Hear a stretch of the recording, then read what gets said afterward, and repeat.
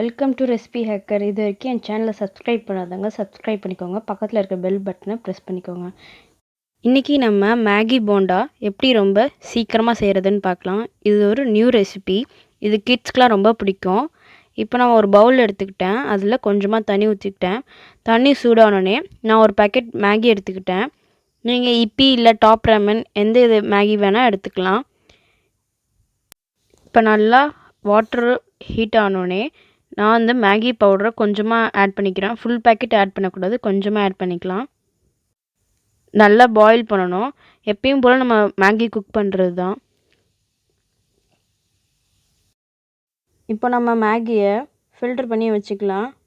ஒரு medium size potato எடுத்துக்கிறேன். இதை நல்லா குட்டி குட்டியாக கட் பண்ணி கொஞ்சம் தண்ணி, அப்புறம் ஒரு ஸ்பூன் டர்மரிக் பவுடர், கொஞ்சம் சால்ட் போட்டு நல்லா கொதிக்க விடணும். ஒரு 5 நிமிஷம் கிட்ட இதை நல்லா கொதிக்க விடணும்.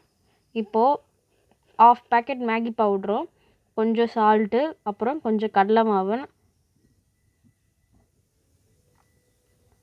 1/2 ஸ்பூன் வந்து சில்லி பவுடர் நான் ஆட் பண்ணிக்கிறேன். கொஞ்சமாக தண்ணி ஆட் பண்ணிக்கிறேன்.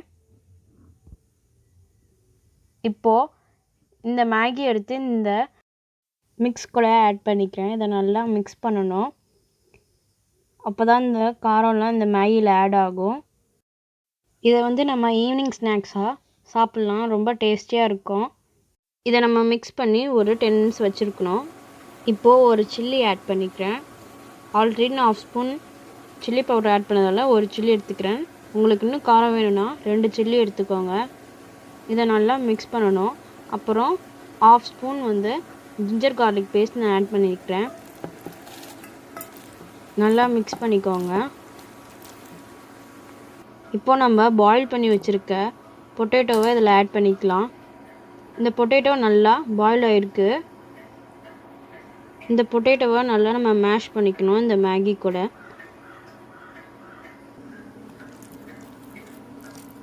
உங்களுக்கு இன்னும் கொஞ்சம் காரம் வேணும்னா லைட்டாக 1/2 ஸ்பூன் வந்து பெப்பர் பவுடர் ஆட் பண்ணிக்கோங்க. இப்போது ஒரு வானல் எடுத்துக்கிறேன். இந்த வானலில் கொஞ்சமாக நான் எண்ணெய் ஊற்றிக்கிறேன். எண்ணெய் நல்லா சூடாகணும்.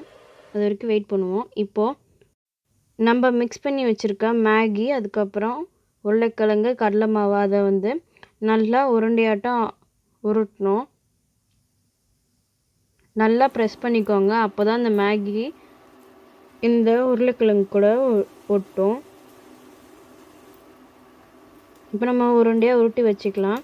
இப்போ எண்ணெய் சூடாயிடுச்சான்னு பார்ப்போம். எண்ணெய் நல்லா சூடாயிடுச்சு. இப்போ நம்ம ஒரு உருண்டையாக நம்ம எண்ணெயில் போட்டு ஃப்ரை பண்ணிக்கலாம். இப்போ நான் வந்து 3 உருண்டை போட்டுக்கிறேன். இதை நம்ம சிம்மில் தான் வச்சு ஃப்ரை பண்ணணும், இல்லைன்னா வந்து வேகாது. இது கூட நீங்கள் இன்னும் கார்ன்ஃப்ளவர் சேர்த்திங்கன்னா இன்னும் கொஞ்சம் கிறிஸ்பியாக இருக்கும்.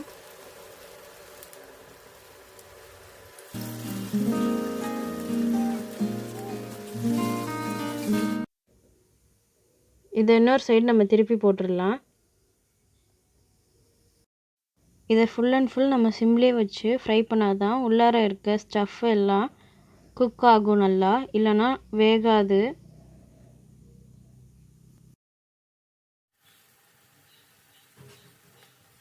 இப்போது நல்லா ஃப்ரை ஆகிடுச்சு. இதை வந்து நம்ம ஒரு பிளேட்டில் எடுத்து வச்சிடலாம்.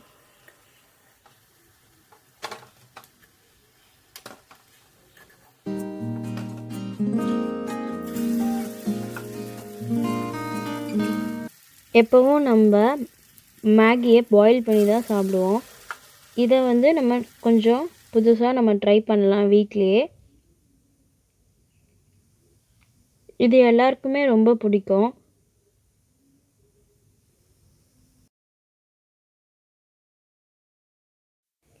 முக்கியமாக கிட்ஸ்க்கெலாம் இது ரொம்ப ஸ்பெஷலாக இருக்கும்.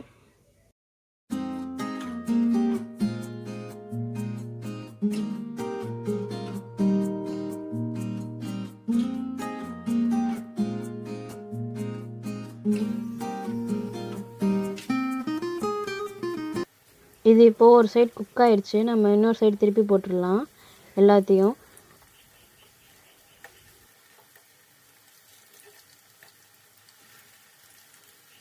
கிட்ஸ்க்கு ஸ்பெஷல் ஃபுட்டுனாலே மேகி தான் சொல்லுவாங்க. நம்ம இதுமாரி புதுசாக நிறையா செஞ்சு கொடுத்தோம்னா அவங்க ரொம்ப விரும்பி சாப்பிடுவாங்க.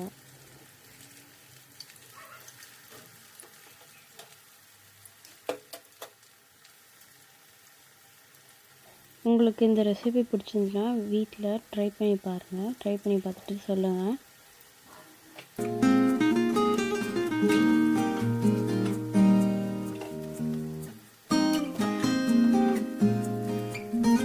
இது இப்போ நம்ம ஒரு பிளேட்டில் எடுத்து வச்சுக்கலாம். இப்போது ஆஃப் லெமனை நம்ம புழிஞ்சு விட்டுக்கலாம் சுற்றி.